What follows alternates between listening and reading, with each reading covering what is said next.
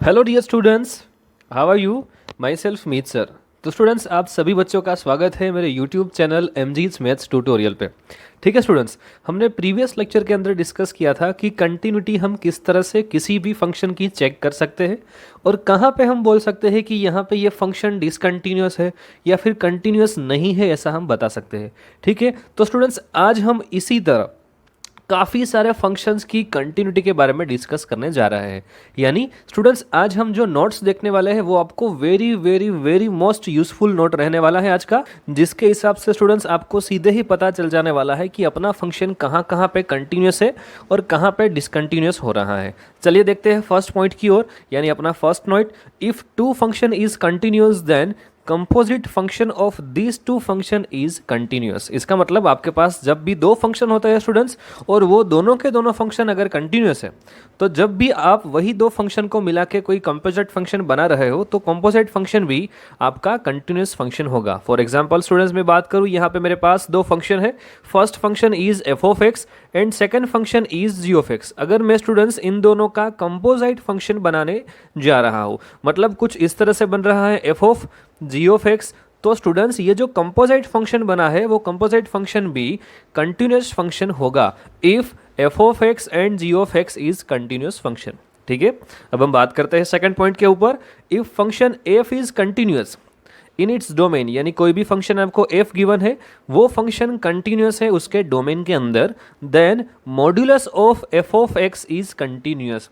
Students यहाँ पे ये नोट आपके मैंने इसीलिए लिखा हुआ है कि आप समझ सको कि आप किसी भी फंक्शन जो आपको गिवन है वही फंक्शन का आप अगर मॉड्यूलस फंक्शन बनाना चाहते हो तो वो फंक्शन कंटिन्यूस फंक्शन माना जाएगा, लेकिन आपके पास जो फंक्शन गिवन है वो फंक्शन कंटिन्यूस होना जरूरी है। थर्ड पॉइंट के ऊपर बात करते हैं students. Any constant function is continuous in are, यानी अभी भी आपके पास कांस्टेंट फंक्शन पड़ा हुआ है स्टूडेंट्स, तो वो कांस्टेंट फंक्शन सभी जगह पे कंटिन्यूअस होता है, यानी सभी रियल नंबर पे वो फंक्शन कंटिन्यूअस होता है। बात करते हैं पॉइंट नंबर 4 के ऊपर। Identity function is continuous in are. इसका मतलब आइडेंटिटी फंक्शन को हम किस तरह से जानते हैं, y is equal to x, ये आइडेंटिटी फंक्शन हो गया। ये फंक्शन सभी जगह पे कंटिन्यूअस है एनी रियल नंबर के लिए। Point number 5 is polynomial function is continuous in are, यानी किसी भी पॉलिनोमियल, यानी आप किसी डिग्री वाला पॉलिनोमियल ले लो, वो 2 डिग्री 3 डिग्री या फिर n डिग्री वाला कोई भी पॉलिनोमियल आप अगर लेते हो स्टूडेंट्स, तो वो फंक्शन कंटिन्यूअस होगा किसी भी रियल नंबर के लिए। पॉइंट नंबर 5 है एवरी रैशनल फंक्शन, यानी कोई भी आपको रैशनल फंक्शन गिवन है is continuous in its domain, यानी रैशनल फंक्शन होगा स्टूडेंट्स तो वो आपको मालूम है ये फॉर्म में होना चाहिए। ठीक है, मैं आपको यहाँ पे एक छोटा सा एग्जांपल दिखाने की कोशिश कर रहा हूँ। फॉर एग्जांपल हम बात करें स्टूडेंट्स कि मेरे पास कोई रैशनल फंक्शन गिवन है x प्लस 2, डिनोमिनेटर में गिवन है x माइनस 1। आप देख सकते हो ये फंक्शन रैशनल फंक्शन हो गया, लेकिन ये फंक्शन का डोमेन क्या हुआ स्टूडेंट्स? ये फंक्शन का डोमेन हम बता सकते हैं सर आप डिनोमिनेटर में 1 के अलावा कोई भी वैल्यू ले सकते हो, मतलब डोमेन ऑफ द फंक्शन यानी डी ऑफ एफ ये क्या हो जाएगा sir, any real number but we can't take value of x is 1, यानी 1 को छोड़ के सर आप कोई भी वैल्यू ले लो वो मेरा डोमेन हो जाएगा। यानी आप यही सारी वैल्यू के लिए स्टूडेंट्स डोमेन फाइंड कर सकते हो और ये फंक्शन हमारा कंटिन्यूस होगा सिर्फ यही वैल्यू छोड़ने के बाद। राइट, आपको समझ आ रहा है स्टूडेंट्स, ये कंटिन्यूस फंक्शन होगा। आगे बात करते हैं पॉइंट नंबर 7 के ऊपर students. Modulus function is continuous in are. हम जानते हैं students graph of modulus function किस तरह से होता है, इस तरह से ग्राफ ऑफ मॉड्यूलस फंक्शन होता है। अगर ये पॉइंट आपको गिवन है, फॉर एग्जांपल मैं आपको बताता हूँ y is equal to modulus x, अगर इसका आपको ग्राफ ड्रॉ करना है तो आप कर सकते हो इजीली। यहाँ पे आपका पॉइंट होगा x is equal to 0 and y is equal to 0, यहाँ से आप मॉड्यूलस फंक्शन का ग्राफ ड्रॉ कर सकते हो, यानी every modulus function is continuous in real number. Point number 8 है स्टूडेंट्स मेरे पास एक्सपोनेंशियल फंक्शन।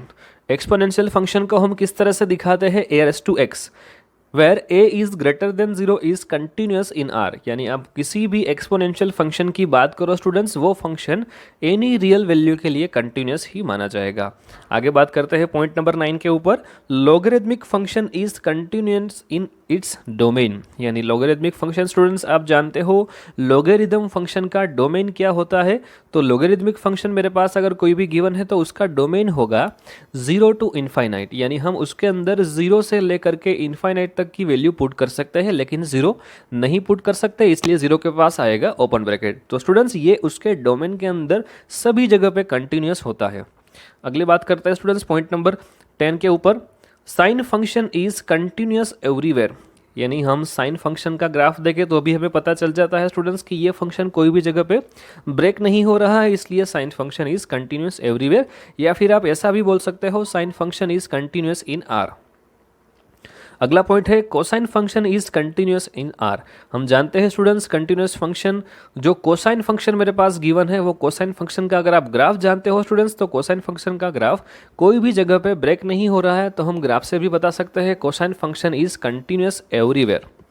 और next point is tangent function is continuous in its domain, यानी आप जानते हो स्टूडेंट्स अगर tan फंक्शन की बात करें तो tan x फंक्शन का ग्राफ अगर आपको आता है स्टूडेंट्स तो कुछ इस तरह से होता है tan x का ग्राफ। अगर मेरे पास ये x एक्सिस है और ये y एक्सिस है, यहाँ पे पॉइंट है 0। अगर मैं बात करूँ स्टूडेंट्स 0 टू π/2 के बारे में, तो 0 टू π/2 में tan x का ग्राफ मेरे पास कुछ इस तरह से रहता है, यानी हम बता सकते हैं स्टूडेंट्स कि अगर आप 0 से लेकर के π/2 तक वैल्यू इनपुट के तौर पे ले लो, आप π/2 नहीं ले सकते, यानी आप 0 से π/2 की वैल्यू आप कोई भी ले लो, वहाँ पे आपको tan का ग्राफ जो मिलने वाला है वो ग्राफ कंटिन्यूस होगा, यानी उसका डोमेन क्या हुआ स्टूडेंट्स r-2n+1 इंटू π/2, ये सभी जगह पे अपना फंक्शन कंटिन्यूस माना जाएगा। ठीक है, अगले पॉइंट के ऊपर बात करते हैं students, function f of x is equal to sine inverse x is a continuous in its domain, यानी हम पर्टिकुलर डोमेन के बारे में बात करें स्टूडेंट्स तो साइन इनवर्स x फंक्शन का डोमेन मुझे मालूम है, उसका डोमेन है -1 to 1, यानी ये फंक्शन -1 से लेकर के 1 के बीच में ये फंक्शन कंटिन्यूस माना जाएगा, राइट। इस वेले स्टूडेंट्स बात करें और सेकंड पॉइंट की ओर, अगर मैं फंक्शन लेता हूँ f of x is equal to cos inverse x, तो कोस इनवर्स x फंक्शन भी कंटिन्यूस माना जाएगा, लेकिन उसके डोमेन के अंदर, उसका डोमेन आपको मालूम है students x belongs to -1 to 1, यानी -1 से लेकर के 1 के बीच में सभी जगह पे अपना कोस इनवर्स x फंक्शन है वो फंक्शन कंटिन्यूस माना जाएगा। ठीक है स्टूडेंट्स, तो ये हो गए कुछ वेरी इंपॉर्टेंट नोट। ओके तो यही नोट को आपको अच्छे से याद रखना है स्टूडेंट्स, और यही नोट के हिसाब से आपको काफ़ी सारे एमसीक्यूज, काफ़ी सारे सम का फंडामेंटल कंसेप्ट मिल जाएगा। आप कोई भी फंक्शन देखो, सबसे पहले ये फंक्शन को डिफाइन करो कि ये फंक्शन किस टाइप का है। अगर ये फंक्शन ये टाइप का है तो उसका डोमेन चेक करो। एक बार डोमेन आपने चेक कर लिया तो डोमेन के हिसाब से आपको काफ़ी अच्छा फर्क पड़ने वाला है किसी भी फंक्शन की कंटिन्यूटी चेक करने में। ठीक है स्टूडेंट्स, तो अब हम बात करना चाहते हैं डिसकंटिन्यूटी ऑफ अ फंक्शन, यानी फंक्शन कब डिसकंटिन्यूअस माना जाएगा। एक सीधा तरीका मैंने आपको कल भी बता दिया था स्टूडेंट्स, अगर कोई भी फंक्शन आपको गिवन है, वो फंक्शन का ग्राफ किसी भी जगह पे अगर ब्रेक हो रहा है तो हम बता सकते हैं our function is discontinuous at this point, अगर ग्राफ से आप पता कर सको। लेकिन स्टूडेंट्स काफ़ी सारे फंक्शन ऐसे हैं जिसका आप ग्राफ डायरेक्टली नहीं बता सकते, तो आपको किस तरह से चेक करना होता है कि our function is discontinuous at this point. तो उसके लिए मैंने यहाँ पे अलग अलग 3 पॉइंट लिखे हुए हैं, ये 3 में से किसी भी एक कंडीशन अगर सेटिस्फाई हो गई स्टूडेंट्स तो हम ऐसा बता सकते हैं और फंक्शन इज डिसकंटिन्यूअस। तो देखते हैं फर्स्ट पॉइंट की ओर, जब भी बात होती है limit x tends to c की, f of x is not exist, यानी किसी भी पॉइंट पे अगर आपका फंक्शन एग्जिस्ट ही ना करे, अगर फंक्शन एग्जिस्ट नहीं कर रहा है स्टूडेंट्स तो हम बता सकते हैं here function is discontinuous. Second point is at x is equal to c, यानी पॉइंट c पे फंक्शन इज नॉट डिफाइन, यानी फंक्शन वहाँ पे डिफाइन ही नहीं हो रहा है, तो हम ऐसा बोल सकते हैं और function is discontinuous. And third point है students, limit x tends to c, f of x does not equals to f of c, यानी किसी भी पॉइंट c के ऊपर ये फंक्शन की वैल्यू कोई डिफाइंड वैल्यू मुझे नहीं मिल रही है, या फिर जो f ऑफ x का आंसर आ रहा है वो आंसर f ऑफ c से कुछ डिफरेंट आपको मिल रहा है। अगर ये तीनों में से किसी भी एक कंडीशन स्टूडेंट्स आपने सेटिस्फाई करवा दी तो आप ऐसा बता सकते हो our function is discontinuous at this point, right. हम दूसरा तरीका भी स्टूडेंट्स यहाँ पे लिख सकते हैं, अगर left hand limit right hand limit दोनों का आंसर अगर गलत आता है, अगर दोनों का आंसर अलग अलग आता है तो भी हम बता सकते हैं कि अवर फंक्शन इज डिसकंटिन्यूअस। यहाँ पे जो मैंने थर्ड पॉइंट लिखा हुआ है वो पॉइंट इसी के बेस्ड है। ठीक है स्टूडेंट्स, अब हम बात करते हैं continuity of a specific function. यहाँ से अपना स्पेसिफिक फंक्शन की कंटिन्यूटी चेक करने का मेथड स्टार्ट होता है। स्टूडेंट्स यहाँ पे देखो, मैंने फर्स्ट पॉइंट लिया हुआ है continuity of a greatest integer function. आपको मालूम होगा स्टूडेंट्स, ग्रेटेस्ट इंटीजर फंक्शन को हम दिखाते हैं y is equal to greatest integer x। यानी किसी भी मुझे ग्रेटेस्ट इंटीजर फंक्शन को दिखाना है तो मैं कुछ इस तरह से लिखने वाला हूँ, y is equal to greatest integer x, ये इसका सिंबल है दिखाने का। अब स्टूडेंट्स हम बात करें कि ये फंक्शन, हमें मालूम होना चाहिए कि ये फंक्शन का ग्राफ क्या होता है, और ये ग्राफ से भी हम बता सकते हैं कि our function is discontinuous at this point. कहाँ कहाँ पे ये फंक्शन डिसकंटिन्यूअस होता है वो आप उसके ग्राफ से बता सकते हो। लेकिन अगर आपको ग्राफ नहीं आता है स्टूडेंट्स, तो भी मैं आपको बता देता हूँ कि अगर आपके पास जहाँ यहाँ पे जो function f of x is equal to greatest integer x given है, ये फंक्शन सभी इंटीजर्स वैल्यू पे डिसकंटिन्यूअस होता है, is discontinuous at all integers value. अगर आपको स्टूडेंट्स ग्राफ आता है तो मैं यहाँ पे छोटा सा ग्राफ ड्रॉ करने की कोशिश कर रहा हूँ, आप समझ सकते हो ये ग्राफ को। मैं अगर बात करूँ 0 से 1 के बीच के कोई इनपुट की, तो अगर 0 से 1 मैंने इनपुट लिया तो मेरा आंसर होगा 0। ठीक है, मैं बात करूँ स्टूडेंट्स 1 से 2 इनपुट की, तो अगर 1 से 2 मैंने इनपुट लिया तो मेरा आंसर आने वाला है 1। आप समझ सकते हो स्टूडेंट्स। अगर मैं बात करूँ स्टूडेंट्स 2 से 3 के इनपुट की, तो मेरा आंसर आने वाला है 2। तो कुछ मुझे ग्राफ इस तरह से मिलने वाला है, यानी आपको ये याद हो गया कि सर ये जगह पे अपना ग्राफ ब्रेक हो रहा है, इसका मतलब यहाँ पे फंक्शन डिसकंटिन्यूअस है, ऐसा हम बोल सकते हैं। तो स्टूडेंट्स इसी के रिगार्डिंग हम दो अलग अलग एग्जाम्पल सॉल्व करेंगे जो आपको बहुत ही काम आने वाले हैं। ये example students previous year JEE के एग्जाम में पूछे गए एग्जाम्पल्स है, काफ़ी इंपॉर्टेंट एग्जाम्पल है, ध्यान से समझिएगा। ठीक है, तो स्टूडेंट्स आप यहाँ से देख सकते हो मैंने फर्स्ट एग्जाम्पल कुछ इस तरह से लिया हुआ है, f of x is equal to greatest integer x by 3 where x belongs to close interval 0 to 30। यानी हम इनपुट की वैल्यू, जो हम x की वैल्यू इनपुट करेंगे वो वैल्यू 0 से लेकर के 30 तक हम ले सकते हैं, जिसमें 0 भी हम ले सकते हैं और 30 भी ले सकते हैं। यानी यहाँ पे आपको क्या बताना है, और फंक्शन इज डिसकंटिन्यूअस एट, यानी आपका जो भी फंक्शन है वो कहाँ पे डिसकंटिन्यूअस हो रहा है। तो आपको सबसे पहले चेक करना होगा कि हमने अभी देखा कि सर ग्रेटेस्ट इंटीजर फंक्शन है वो सारे इंटीजर वैल्यू पे डिसकंटिन्यूअस होता है, तो जहां जहां भी मुझे इंटीजर आंसर मिलेगा वो सारे पॉइंट ऑफ डिसकंटिन्यूटी हो जाएंगे। चलिए देखते हैं। अगर स्टूडेंट्स आपने यहाँ पे 1 रखा तो आपको आंसर मिलने वाला है 1/3, लेकिन ग्रेटेस्ट इंटीजर के अंदर 1/3 होगा तो आपका आंसर क्या होगा स्टूडेंट्स, आप समझ सकते हो 1/3 का आंसर आपको मिलता है 0 पॉइंट समथिंग, लेकिन वो ग्रेटेस्ट इंटीजर के अंदर होने की वजह से वो आपको आंसर देगा 0। ठीक है, अगर मैं यहाँ पे 2 रखता हूँ तो भी मुझे कुछ डेसिबल में वैल्यू मिल रही है, लेकिन अगर मैंने 3 यहाँ पे इनपुट ले लिया, क्या लिया यहाँ पे इनपुट पे 3, अगर मैंने 3 इनपुट पे लिया तो 3/3 ये तो कैंसिल हो जाने वाला है और आपको आंसर मिलने वाला है 1। हाँ सर, यहाँ पे मुझे एग्जैक्ट आंसर 1 मिला, और 1 किसके अंदर मिला, ग्रेटेस्ट इंटीजर के अंदर, तो यहाँ पे ये फंक्शन हो जाएगा डिसकंटिन्यूअस। तो हम ऐसा बोल सकते हैं कि सर ये 3 के सारे जो मल्टीपल्स मुझे मिल रहे हैं वो जगह पे अपना फंक्शन डिसकंटिन्यूअस होने वाला है। इसका मतलब हम ऐसा लिख सकते हैं, for the value of x 3, 6, 9, 12, 15 up to 27 and 13, ये सभी जगह पे अपना फंक्शन होने वाला है डिसकंटिन्यूअस। क्योंकि हम सभी जगह पे देखें स्टूडेंट्स तो आंसर मुझे कुछ इस तरह से मिलने वाला है, ग्रेटेस्ट इंटीजर के अंदर 1, ग्रेटेस्ट इंटीजर के अंदर 2। हमें मालूम है स्टूडेंट्स अगर ग्रेटेस्ट इंटीजर के अंदर कोई भी इंटीजर बैठा होता है तो मुझे आंसर तो 1 ही मिलने वाला है। एज वेल एज इसकी बात करें स्टूडेंट्स तो यहाँ पे ग्रेटेस्ट इंटीजर के अंदर 2 है तो मुझे आंसर 2 ही मिलने वाला है।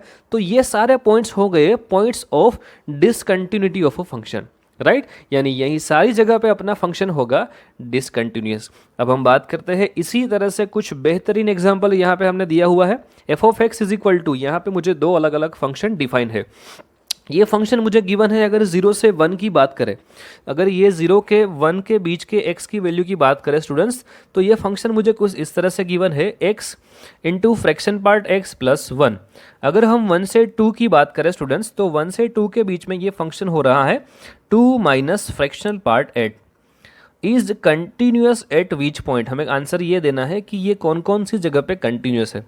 तो हम क्या करेंगे स्टूडेंट्स, सबसे पहले समझो कि मेरे पास कितने पॉइंट है। तो देखो यहाँ पे मेरे पास अगर ये फंक्शन की बात करें तो यहाँ पे फंक्शन की बात हो रही है 0 से 1 के बीच में, यानी 0 होगा क्लोज इंटरवल के अंदर और 1 है वो होने वाला है ओपन इंटरवल के अंदर।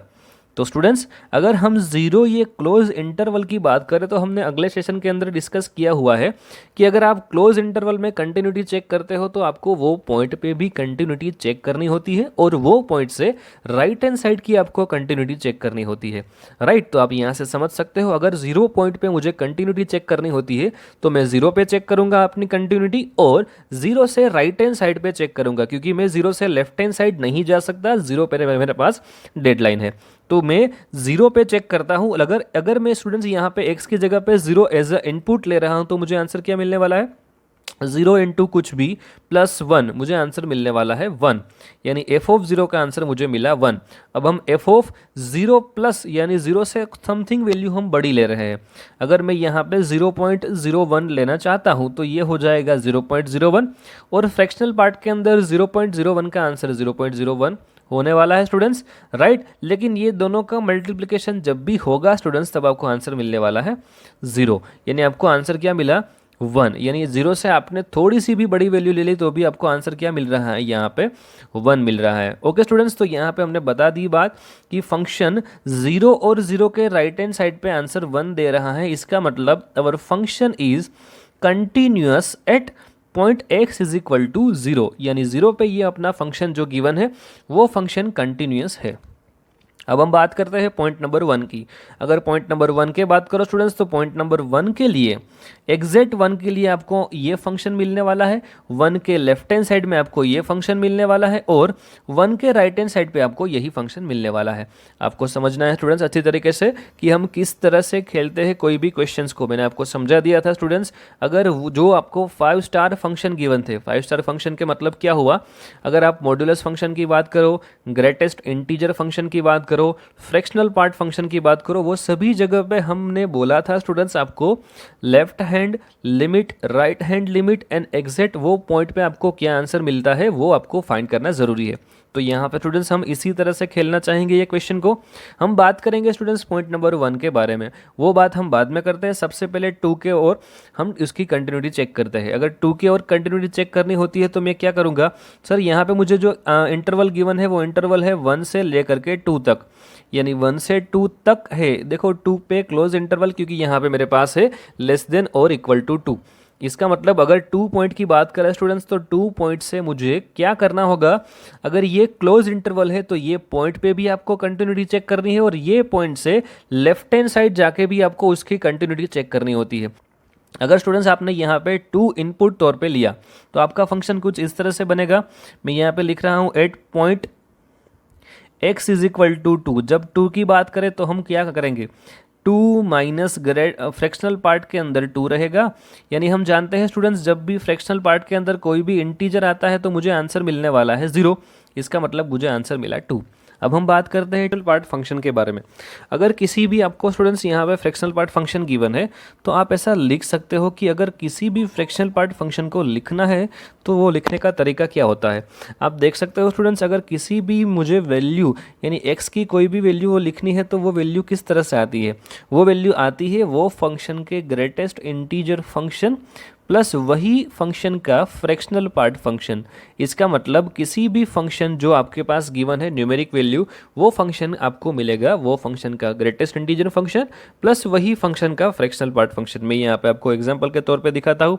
अगर मैं 2.3 की वैल्यू लेना चाहता हूँ, अगर x का आंसर 2.3 मेरे पास है तो क्या होगा, ये वैल्यू किस तरह से बनती है, ग्रेटेस्ट पार्ट के अंदर 2.3 होगा प्लस फ्रैक्शनल पार्ट के अंदर 2.3 होगा।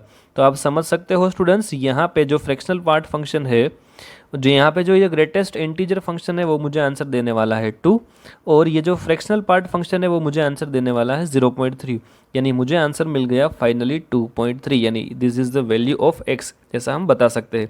यानी किसी भी फंक्शन x को हम लिख सकते हैं greatest integer x plus fractional part x।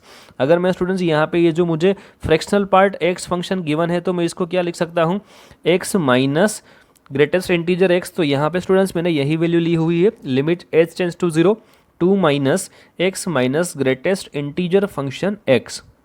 अब हम बात करते हैं 2 से थोड़े लेफ्ट हैंड साइड की, यानी ये जो वैल्यू होगी वो 2 माइनस एच होगी। तो यहाँ पे स्टूडेंट्स हम देख सकते हैं कि ये 2 हम एज इट इज़ रखने वाले हैं, माइनस क्या करेंगे स्टूडेंट्स, आप देख सकते हो x की जगह पे हम रखेंगे 2 माइनस एच, और यहाँ पे भी रखा जाएगा ग्रेटेस्ट इंटीजर के अंदर 2 माइनस एच, जो आप अच्छी तरीके से समझ सकते हो। ठीक है स्टूडेंट्स, जब भी स्टूडेंट्स हम लिमिट h टेंस टू 0 करते हैं तो मुझे आंसर क्या मिलने वाला है, ये 2 एज इट इज़ रहने वाला है, तो ये एज इट इज़। जब भी h टेंस टू 0 तो मतलब ये तो 0 हो जाने वाला है, तो ये 2। ओके, अब यहाँ से 2 माइनस एच यानी 2 से कोई भी छोटी वैल्यू के लिए मुझे ग्रेटेस्ट इंटीजर फंक्शन क्या आंसर देगा, आप समझ सकते हो स्टूडेंट्स। 2 से कोई भी छोटी वैल्यू के लिए ग्रेटेस्ट इंटीजर फंक्शन जो भी मेरे पास है वो मुझे आंसर देने वाला है 1। इसका मतलब ये हो जाने वाला है 2 minus of 1, your answer is 1, यानी ए।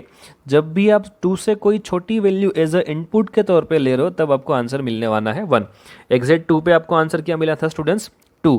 तो यहाँ से ये फंक्शन डिसकंटिन्यूस होगा, क्यों, क्योंकि 2 पे मुझे आंसर मिल रहा है 2, और 2 से कोई भी छोटी वैल्यू के लिए यानी 2 माइनस के लिए मुझे आंसर मिल रहा है 1। तो हम यहाँ से बता सकते हैं students our function is discontinuous at x is equal to 2।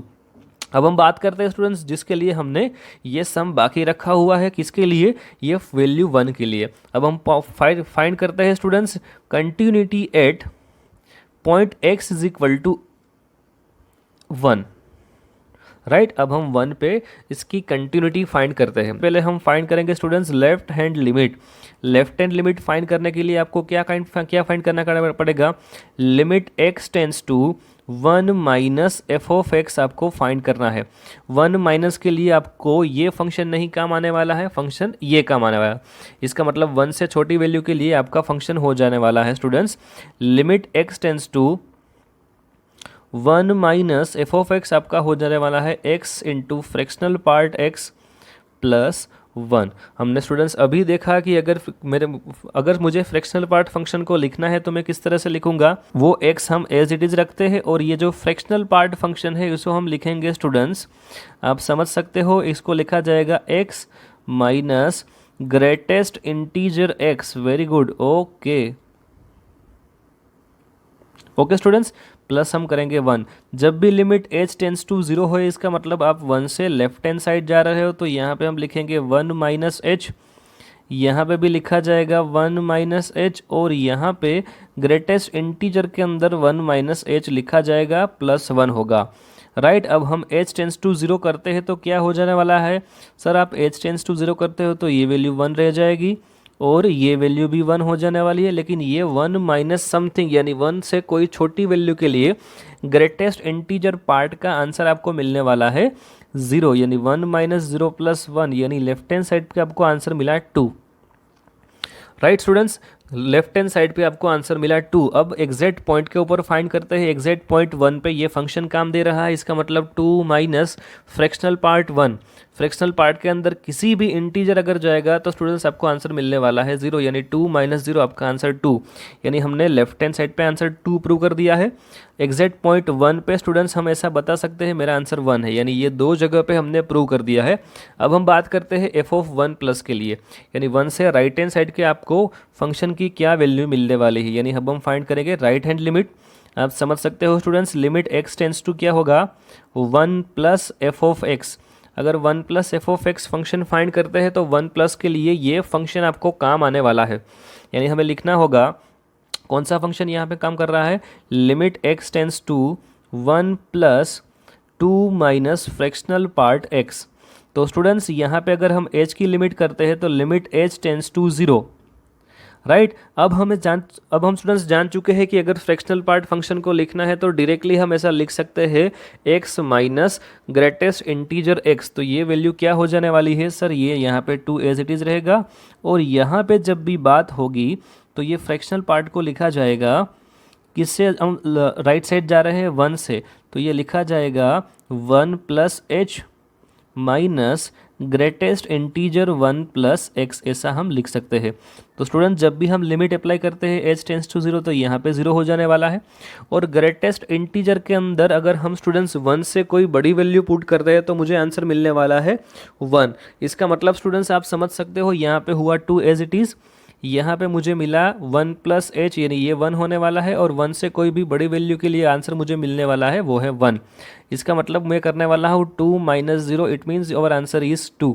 यानी हम बता सकते हैं स्टूडेंट्स 1 से लेफ्ट हैंड साइड यानी मुझे ये आंसर मिला 2, 1 से राइट हैंड साइड मुझे ये आंसर मिला 2, और एग्जैक्ट 1 पे मुझे आंसर मिला 2। तो यहाँ पे कौन कौन सी जगह पे अवर function is continuous.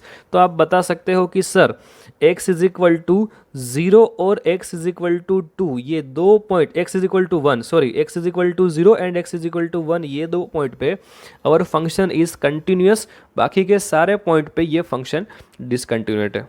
Okay students.